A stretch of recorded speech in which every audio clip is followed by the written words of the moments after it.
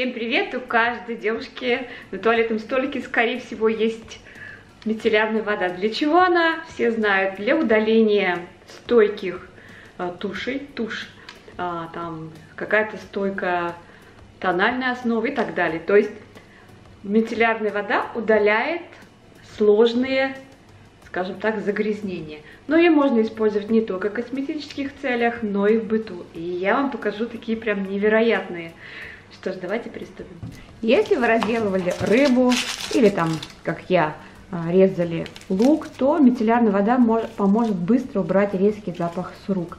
Здесь все просто. Наносим небольшое количество средства и просто растираем его. Также с запахом пота. Утром, если протереть подмышечной зоне ватным диском с мицеллярной водой, то при этом целый день не будет запаха пота.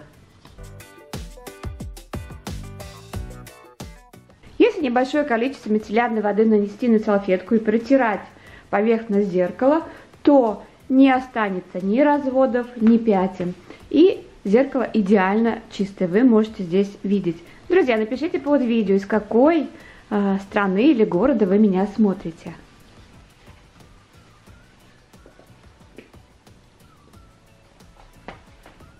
Не забудьте сразу подписаться на канал и нажать на колокольчик, чтобы быть всегда в курсе новых интересных видео.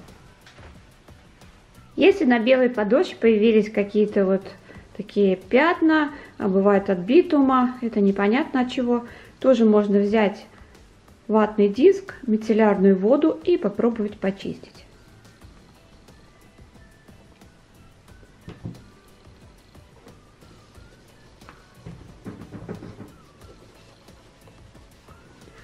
Плохо, но оттирается.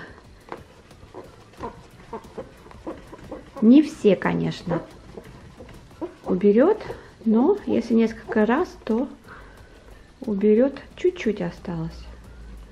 Попробую вот так вот подержать.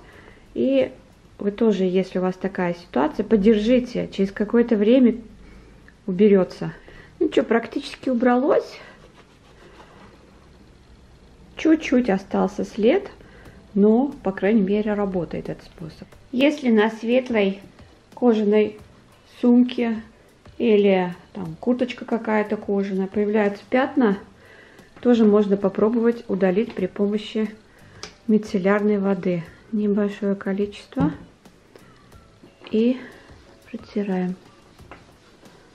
Очень хорошо убирает. Вообще предназначение, как я уже сказала, убрать косметику, стойкую тушь, и поэтому очень хорошо работает на кожаных изделиях. Друзья, а какие вы способы знаете, напишите под видео. На этом я хочу с вами попрощаться. До следующей встречи. Всем пока-пока.